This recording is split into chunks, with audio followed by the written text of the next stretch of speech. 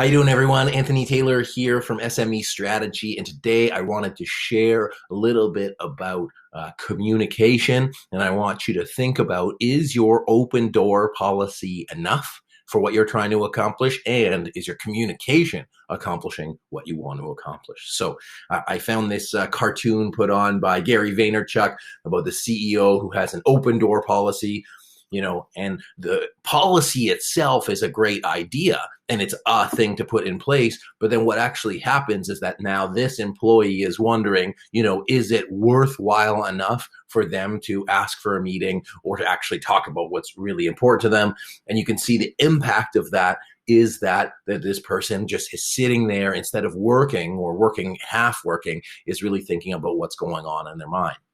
So as a CEO or as a leader, think to yourself, are your employees sitting, stewing, thinking about things that are going on in their brain? So the CEO sees this, says, maybe I should actually check in with this employee instead of thinking, oh, I have this open door policy, that should be enough. They actually talk, and you can see by the look of the person's face, they are happy, they're back, obviously working to the full capacity that they want. The CEO is happy because they've done their job.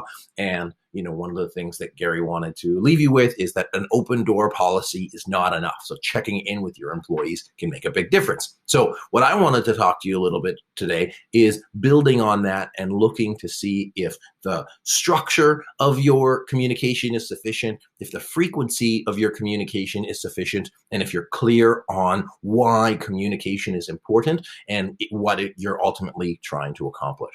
So when we create strategic plans and work with their teams on execution, when we work with the leadership teams, sometimes I hear, oh, I tried that, or I've been sending a lot of communications out and nobody's getting back to me. And so I say, okay, well, maybe you can get curious about why that's happening. And so even though you've taken an action, and even though you've done that in the past, did you ultimately accomplish the result that you want? So while in this case, the CEO had their open door policy, it wasn't in itself accomplishing what it wanted to accomplish. In fact, the open door policy itself had unintended consequences because it created a resistance or a barrier to that employee actually talking to them. So what the CEO did, goes out, talk to the employee. And so you as a leader or you as an employee, you can say, well, I've sent out these communications. Is it sufficient? What might be getting in the way of getting the message across? And you, of course, only handle 50% of your communication. Half of it is going out and half of it is coming back. And if you're not getting anything coming back, then there's something getting in the way. And I invite you to be curious and think about why that is or what might be at the source of it. The second thing I want you to think about in terms of your communication is the frequency enough. If you have an open door policy, or if you're doing a strategy meeting once a year, or maybe you're doing ad hoc check-ins to talk about things, is that enough to stay on top of the issues and give your employees or your team enough structure for them to share what they need to share about? Sometimes we get into strategy sessions and say, I've actually never had an opportunity to talk about this, or, we only have our casual time, but we never have our structured time. Or sometimes when we talk about our operation meetings, it doesn't give us enough time to talk about the big picture strategic work. So is the frequency enough for what you're trying to accomplish? And is the communication like greasing the wheels to moving the plan forward? We have a client that we're working with, and they have a really big, ambitious strategic plan, but we're spending the bulk of the first part of the time just breaking down any of the barriers to communication because they haven't had that open communication.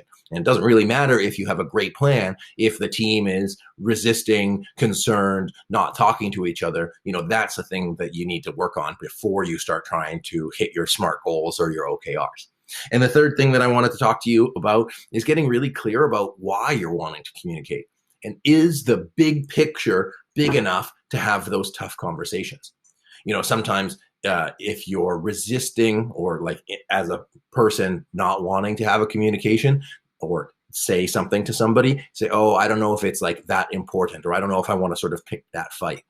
But if you're really clear about what you're trying to accomplish as a team and you have a big enough vision, then you can share that either constructive feedback that might impact them, or just be really concerned about what's going on with them because you're trying to accomplish something bigger. they're like, oh, well, it's, not that big of a deal for this person, but ultimately, you want them to be happy in their work, happy in their life, and maybe this issue is worthwhile bringing up, even if it might create some sort of uncomfortability. The other piece of that is, let's say there's communication that isn't working. I've been sending these emails, I've been sending these meeting requests, and I never get back to you. Well, then it might be time to escalate it, because if you don't address that now, then in the future, you're still going to have those roadblocks. And then you're also going to hang on to what is, you're frustrated about that person. So instead of putting that one incident in the past, it's just going to keep being there in the future as you move towards your plan. So if you've ever been in a situation where you've had somebody who hasn't responded to your emails, it's important that you have that tough conversation with them and say, hey, I was trying to get a hold of you. You didn't get back to me. And why? What's the deal? Because if we don't deal with this now, it's not going to go away, and it's going to keep getting in the way of us accomplishing what we want to accomplish. So as you go through and assess your communication as a team, whether you're getting part or ready for your strategy session or just looking through your regular operational task, look at, is the action that you're taking enough to accomplish the result? Are you doing the right things? Are you doing it enough so that you have enough structure and systems for your employees and your team to create communication with one another? And are you clear on the big picture, on why you want to have this communication and why you want to be successful? And hopefully that big why helps you accomplish what you want to accomplish and gives you space for not only you, but also the person that you're talking to be willing to have that maybe sometimes challenging conversation with one another. So I'd love to hear what communication challenges you're taking on, what you're overcoming. So in Gary's video, he said, leave your thoughts in the comments. So I'd love to see your thoughts, what you're working on, what's important to you. And I hope you enjoyed today's video. If you did, please subscribe, because I'd love to share more with you. My name is Anthony Taylor, managing partner at SME Strategy, and I really hope this helps with your communication and your team building. Take care, y'all.